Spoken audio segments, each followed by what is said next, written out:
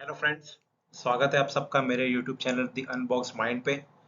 तो जैसा कि आप लोगों ने डिसाइड किया था कि पहला वीडियो सम्राट अशोक पर, मौर्य साम्राज्य पर आना चाहिए, तो मैं उसी वीडियो के साथ आप सबके सामने फिर से आ गया हूँ। वीडियो लाने में थोड़ा सा समय लग गया, क्योंकि मैंने ये सोचा कि क्यों ना कुछ अलग तरीके का वीडियो बनाया जाए। क्योंकि अगर मैं देखिए, यूट्यूब चैनल्स बहुत सारे हैं और सारे चैनल्स आपको बता देंगे कि अशोक सम्राट का जन्म कब हुआ, कब गद्दी पर बैठे, कहाँ कहाँ उन्होंने कौन कौन से युद्ध किए। ये कई बहुत सारी बुक्स में और बहुत सारे यूट्यूब चैनल्स में आप सबको इसकी बहुत अच्छे से जानकारी मिल जाएगी। तो मैंने सोचा फिर मैं क्या अलग कर सकता हूँ, तो मैंने ये सोचा कि क्यों ना एक ऐसा वीडियो बनाया जाए जिससे आप लोगों को इन चीज़ों को याद रखने में आसानी हो। क्योंकि पढ़ना तो बहुत कुछ है ना? पढ़ना तो बहुत कुछ है। कोई भी सिविल सर्विसेज का एग्जाम की अगर आप तैयारी कर रहे हैं तो उसका सिलेबस तो बिल्कुल समुद्र सागर के जैसा सिलेबस है। तो बहुत सारी चीज़ें याद करें, तो इन सारी चीज़ों को किस तरीके से हम अपने दिमाग में रख पाए, चीज़ों को याद कर सके, समझ सके, ताकि हमको उन चीज़ों को याद करने में, पढ़ने में बहुत आसानी जाए। तो इसीलिए मुझे वीडियो बनाने में थोड़ा सा लेट हो गया, क्योंकि मैंने काफ़ी सोचा है, बहुत कुछ समझा है, उसके बाद फिर मैं ये वीडियो लेकर आप लोगों के पास आ रहा हूँ। तो बस इस वीडियो पर बने रहिए और इस वीडियो पर कमेंट करिए, लाइक करिए और मेरे चैनल को सब्सक्राइब करिए, और अच्छे अच्छे वीडियोस मैं आपके सामने जल्दी लेकर आने वाला हूँ। तो बने रहिए। तो स्टार्ट करते हैं।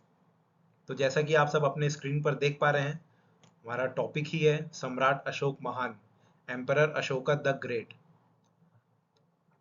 भारत के इतिहास में बहुत सारे राजा हुए हैं, बहुत सारे विद्वान हुए हैं, लेकिन कुछ ही लोगों को ये टाइटल दिया गया है, सम्राट अशोक महान, एम्परर अशोका द ग्रेट। है ना? ऐसा क्यों है? ये महान वर्ड इनके में क्यों लग रहा है ना? चंद्रगुप्त मौर्य भी बहुत काबिल राजा थे, बहुत ही उन्होंने बहुत अच्छे अच्छे काम किए हैं। उनके आगे, उनके नाम के चंद्रगुप्त मौर्य द ग्रेट नहीं बोला जाता है। चाणक्य भी थे, बहुत ही विद्वान व्यक्ति थे, उनके नाम के आगे द ग्रेट नहीं लगता है। इन्हीं के आगे, नाम के आगे ऐसा क्यों लगा है?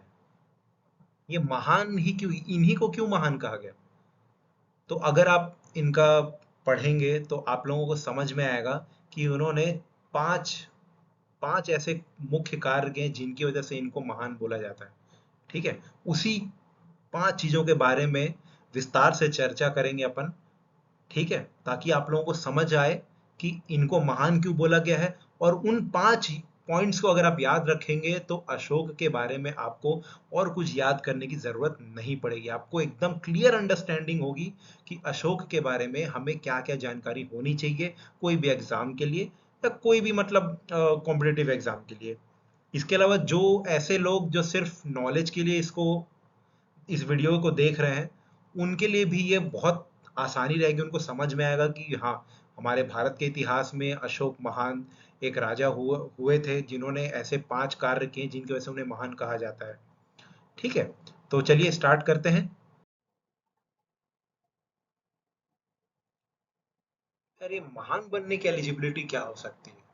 महान बनने की एलिजिबिलिटी है हायर लेवल ऑफ अंडरस्टैंडिंग, मतलब सोचने की, समझने की जो शक्ति है, वो बिल्कुल हाई लेवल की होनी चाहिए। और वो शक्ति अशोक में है, इसलिए उसको महान बोला गया है। अपनी इसी शक्ति का इस्तेमाल करके उसने, उसके सामने जो ये चैलेंजेस थे, ये चुनौतियां थी, विस्तृत साम्राज्य, जनसंख्या, विविधता, विदेश नीति, उसका उसने ये सॉल्यूशंस निकाले। पैटर्नल डेस्पोटिज्म, प्रतिवेदक, धम्म धम्म घोष, उन्हीं समझदारी का इस्तेमाल करके अशोक ने ये सारे सॉल्यूशंस निकाले हैं, और इन्हीं कार्यों की वजह से उसको महान बोला जाता है।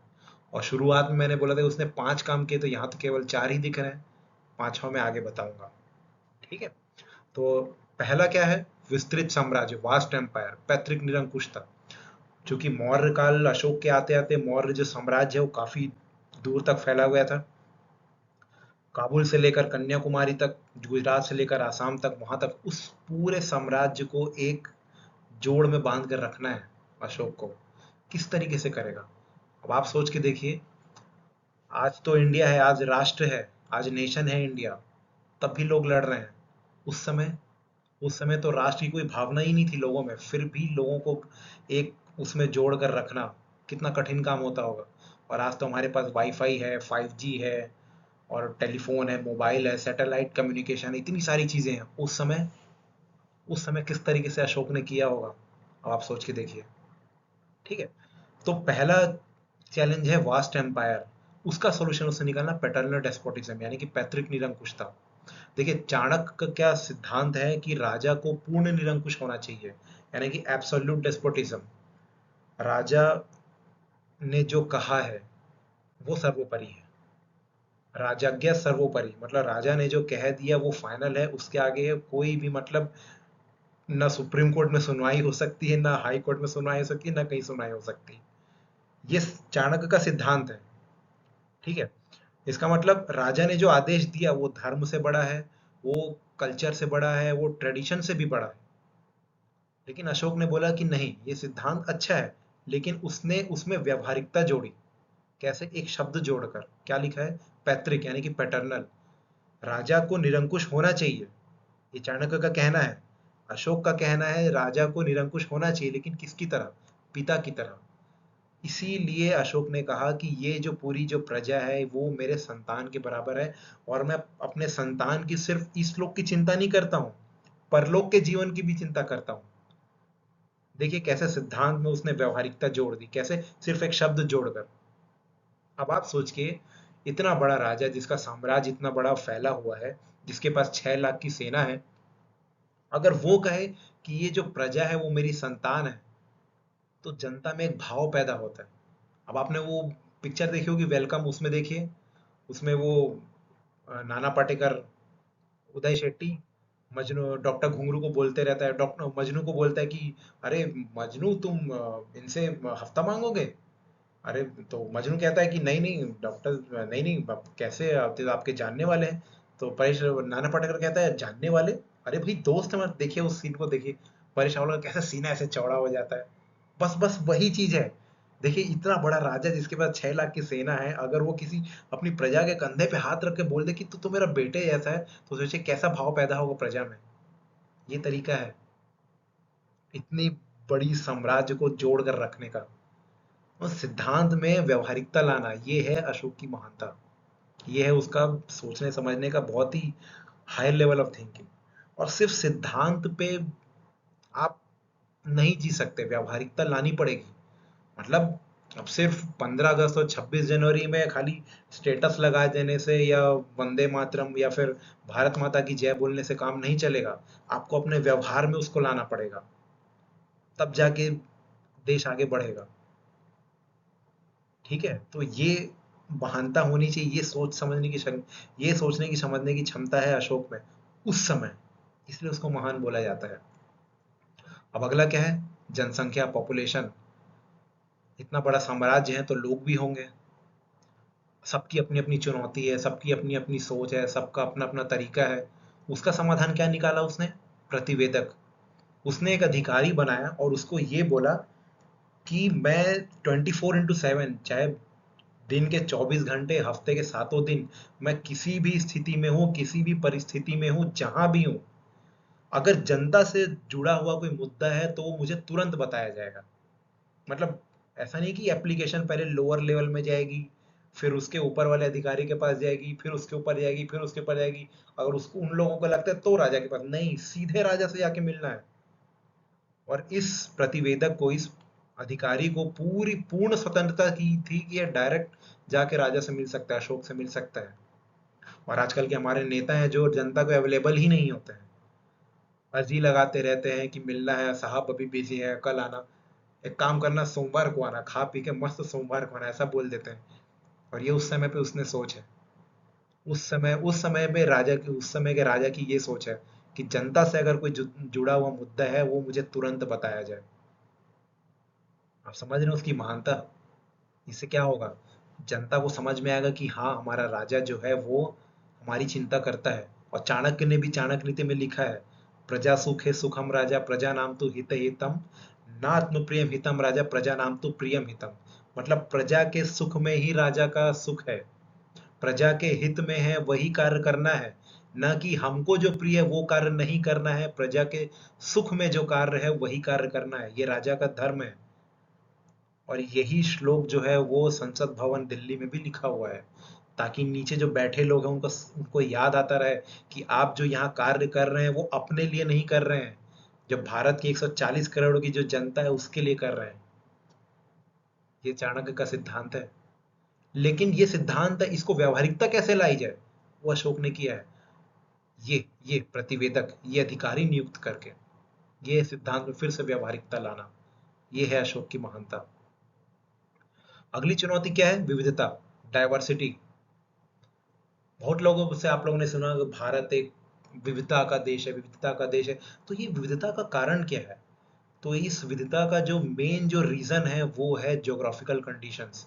India is a country of different geographical conditions. Bharat एक विभिन्न भौगोलिक परिस्थितियों का देश है। अब आप देखिए, गुजरात का कल्चर अलग है, कश्मीर का कल्चर अलग है, तमिलनाडु का कल्चर अलग है। इस वजह से उनके खाने पीने का खान पान अलग है, उनके वस्त्र पहनने का तरीका अलग है, उनके भाषा भी अलग है। भारत विविधताओं का देश है। ये ये बात अशोक उस समय समझ रहा है। उसको पता है कि ये जो भारत, जो जिस देश में मैं राज कर रहा हूँ वो विविधताओं का देश है।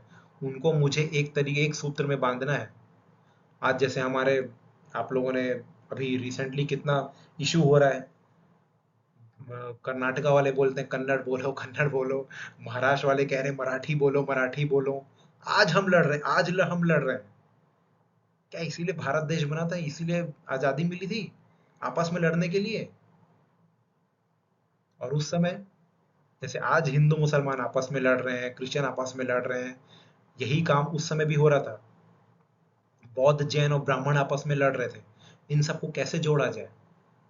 इन सबको किस तरीके से जोड़ा जाए कि ये जो युद्ध जो चल रहा है वो बंद हो और देश का विकास हो। देखिए, कोई भी परिवार हो, कोई भी राष्ट्र हो, अगर उसमें मतभेद मतभेद हर राष्ट्र में, हर परिवार में होते हैं। लेकिन वो मतभेद अगर कुछ लिमिट से ज्यादा बढ़ जाए तो परिवार टूट जाता है। ठीक उसी तरह राष्ट्र भी टूट जाता है। तो उसको संजो कर रखना है। आज भी साउथ इंडियन नॉर्थ इंडियंस को गाली देते हैं, नॉर्थ इंडियन साउथ इंडियन को गाली देते हैं, पंजाबी, बिहारी। आज उस समय भी यही होता होगा। तो इस चीज को समझना पड़ेगा। और जनता उस समय भी समझदार थी, ऐसा नहीं है, जनता उस समय भी समझदार थी। तो आज हमको भी समझदार बनना पड़ेगा, तब ये देश आगे बढ़ेगा। इसलिए मैंने कहा, खाली 15 अगस्त और 26 जनवरी में स्टेटस लगा देने से देश आगे नहीं बढ़ेगा। आपको अपने व्यवहार में लाना पड़ेगा। ठीक है, आप हिंदू हो सकते हैं, आप हिंदू मुसलमान हो सकते हैं, आप क्रिश्चियन हो सकते हैं, आप मराठी हो सकते हैं, आप गुजराती, पंजाबी, तमिल, कन्नड़, आप कुछ भी हो सकते हैं। आप घर के अंदर रहिए। आप जैसे घर के बाहर से आएंगे, भारतीय रहिए, इंडियन रहिए। ये है व्यवहारिकता। तभी तो देश आगे बढ़ेगा। तो कैसे आगे बढ़ेगा? आपस में ही लड़ते रह जाएंगे। और इतिहास हमको सिखा चुका है, अगर आपस में लड़ेंगे तो कोई दूसरा, तो कोई तीसरा या चौथा आकर मलाई खाकर चला जाएगा और हम हाथ पे हाथ धरे बैठे रह जाएंगे। पढ़िए उठाकर अपने इतिहास को, अपनी महानता को देखिए, तब ये देश आगे बढ़ेगा। तो ये जो विविधता है, ये अलग अलग भौगोलिक परिस्थिति की वजह से है। अब चूंकि लेकिन आगे बढ़ना है। और जो मौर्य काल जो है, जो मौर्यन टाइम्स जो है, वो सेकंड अर्बनाइजेशन ऑफ इंडिया है। उसको इतिहास में बोला जाता है। अब सेकंड अर्बनाइजेशन ऑफ इंडिया क्या, इसके बारे में हम दूसरे वीडियो में चर्चा करेंगे, है ना। सेकंड अर्बनाइजेशन का दौर चल रहा है, द्वितीय नगरीकरण की क्रांति चल रही है। और उस समय इकोनॉमी को भी आगे बढ़ाना है। तो कैसे, अगर आपस में लड़ते रहेंगे तो इकोनॉमी तो आगे बढ़ेगी नहीं। तो इसका उसने सॉल्यूशन निकाला, धम्म की नीति। अब बहुत लोग के इतिहास में ये दर्ज है कि कलिंग युद्ध के बाद उसने हथियार डाल दिए। कलिंग युद्ध में उसने ऐसे ऐसे दृश्य देखे, उसको बड़ी पीड़ा हुई कि इतना मार काट, इतना तबाही मचाने से कोई फायदा नहीं है ना। तो उसने तलवार छोड़कर बौद्ध धर्म अपनाकर धम्म की नीति निकाल दी।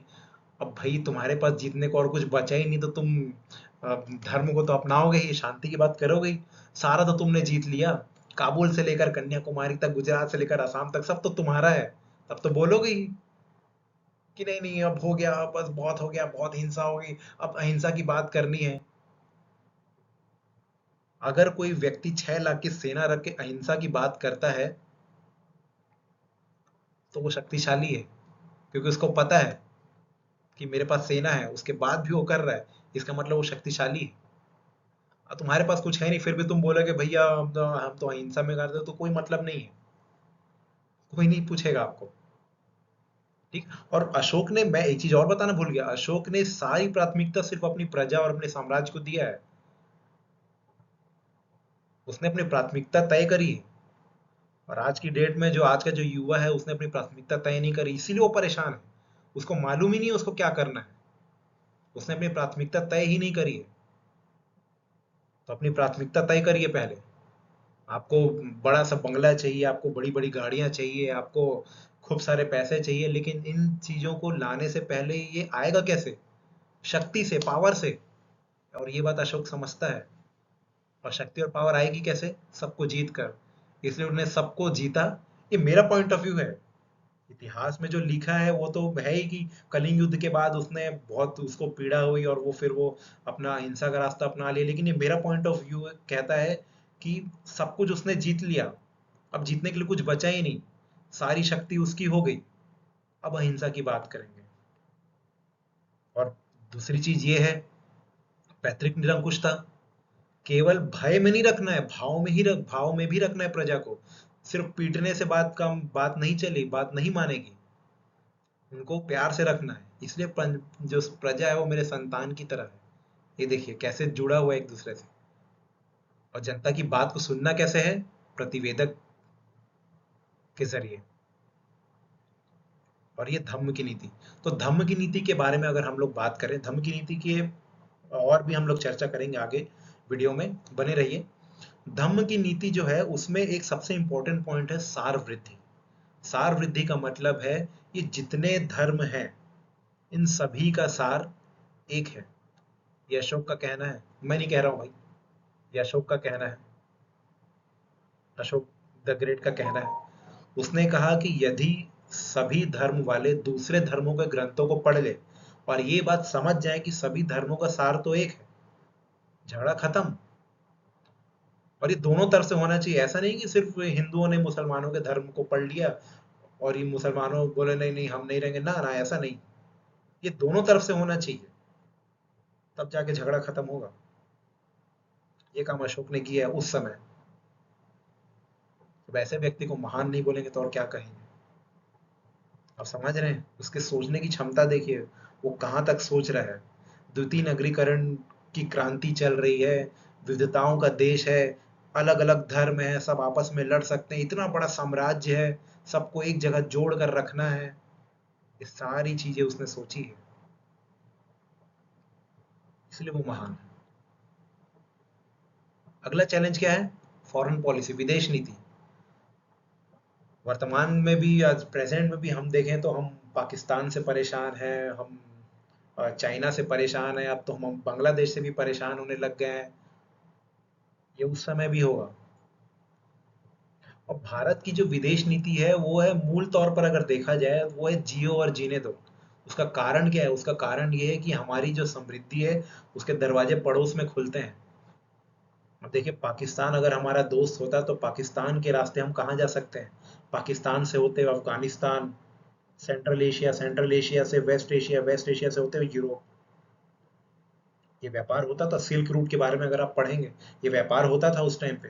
तो अगर हम अब अपने पड़ोसियों से झगड़ा कर लेंगे तो व्यापार नहीं होगा, व्यापार बंद हो जाएगा, व्यापार बंद हो जाएगा तो इकोनॉमी गिर जाएगी, इकोनॉमी गिर जाएगी तो पैसा आना बंद हो जाएगा, पैसा आना बंद हो जाएगा तो राज्य कैसे चलेगा?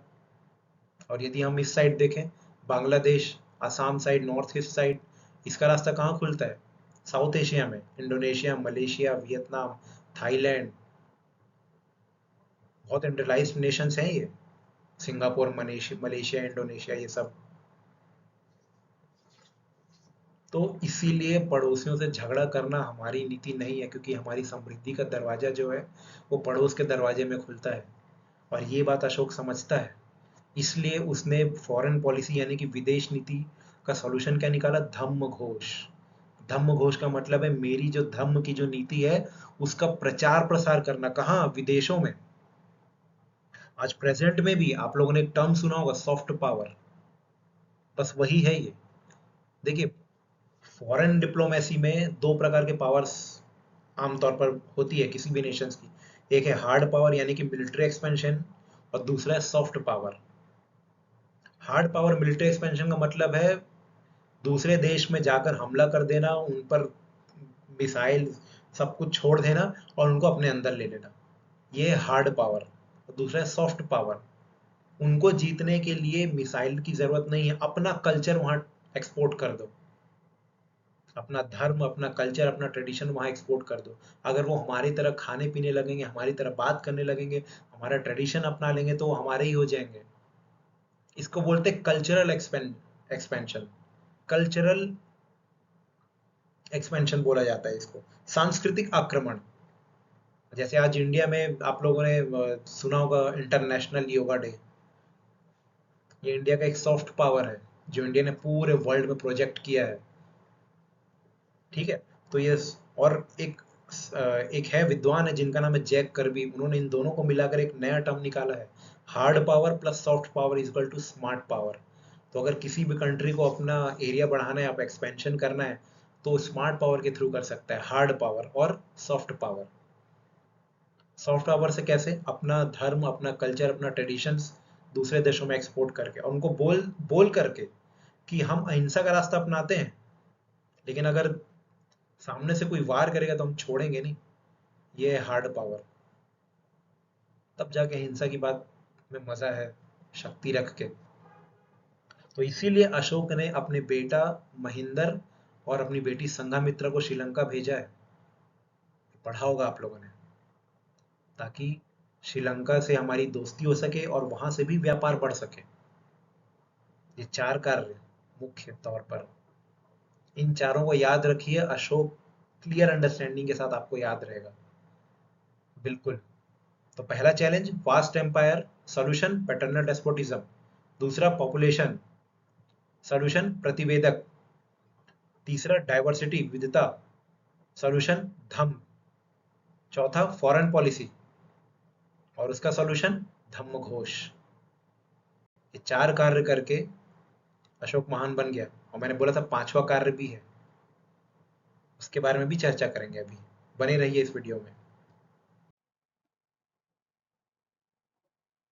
अब बात करते हैं धम्म की नीति कैसी है। धम्म की नीति क्या थी? सार वृद्धि वाला पॉइंट मैंने आप लोगों को बताया, उसको याद रखिएगा, उसको जरूर लिख लीजिएगा। सार वृद्धि का मतलब है सारे धर्मों का सार एक ही है।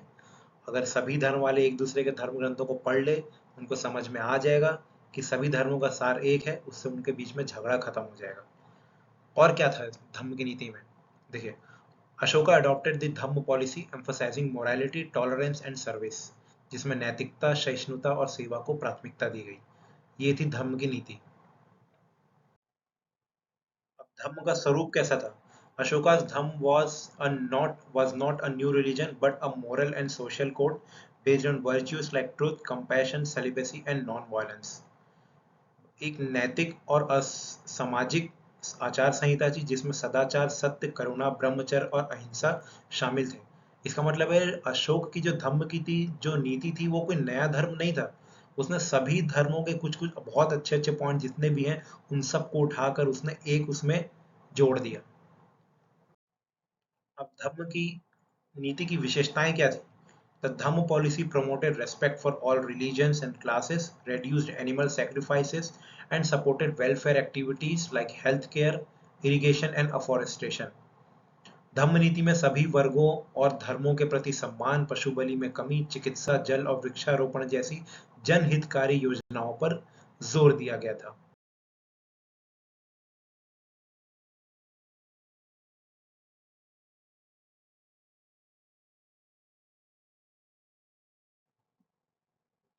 अब बात करते हैं अशोक के पांचवें कार्य की। मैंने आप लोगों को कहा था इसमें तो केवल चार ही दिख रहे, वो पांचवा कार्य क्या है? वो पांचवा कार्य है ये अशोक के शिलालेख, अशोकन एडिक्ट्स। उसने इतनी सारी नीतियां बनाई, इतने सारे उसने कार्य किए। उन कार्यों को, उन नीतियों को जनता तक प्रचार प्रसार भी तो करना पड़ेगा। आज हमारे पास लैपटॉप है, मोबाइल है, टीवी है, न्यूज़ चैनल्स के थ्रू, यूट्यूब के थ्रू बहुत सारी चीज़ें। उस समय उस समय तरीका निकाला अशोक ने शिलालेखों का। मतलब उसने अपनी सारी नीतियाँ शिलालेखों में अलग-अलग जगहों पर उसने लिख दी, ताकि लोग उसको पढ़कर, समझकर जान सके कि उनका जो सम्राट है वो किस तरीके की नीतियाँ बना रहा है। Ashoka conveyed his policies through rock and pillar edicts. These inscriptions were written in Prakrit using the Brahmi script found at sites like Girnar, Sarnath, Sanchi and Lumbini. और यही सारनाथ में वो शेर है जो आज हमारे भारत का प्रतीक चिन्ह है। वो एक स्तंभ लेख था, अशोक के द्वारा बनाया गया। तो वो 4 कार्य और ये 5वां कार्य, ये 5 कार्य मिलकर अशोक ने जो किए, इसलिए उसको अशोका द ग्रेट या अशोक महान कहा जाता है। इसके अलावा जो हमने अभी तक जो भी चर्चा करी उसका एक डिस्क्रिप्शन मैंने यहाँ पे दिया है। जो लोग इसका स्क्रीनशॉट लेना चाहे वो ले सकते हैं, इसको पढ़ से सकते हैं, समझ सकते हैं। देखिए सारी चुनौतियाँ मैंने एक एक करके अलग अलग कर दी हैं। आप इसका स्क्रीनशॉट ले लीजिए या नोट डाउन कर लीजिए, जैसा आपको ठीक लगे। इसके अलावा अशोक के बारे में और भी जानकारियाँ जो आपको किसी किताबों में या यूट्यूब चैनल्स में मिल जाएगी, वो मैंने भी लिख दी है। अगर आप इसका स्क्रीनशॉट लेना चाहें, इसे नोट डाउन करना चाहें, तो आप इसको कर सकते हैं। ये आप लोगों को किताबों में मिल जाता है, इसलिए मैंने इसके बारे में बहुत ज़्यादा चर्चा नहीं करी है।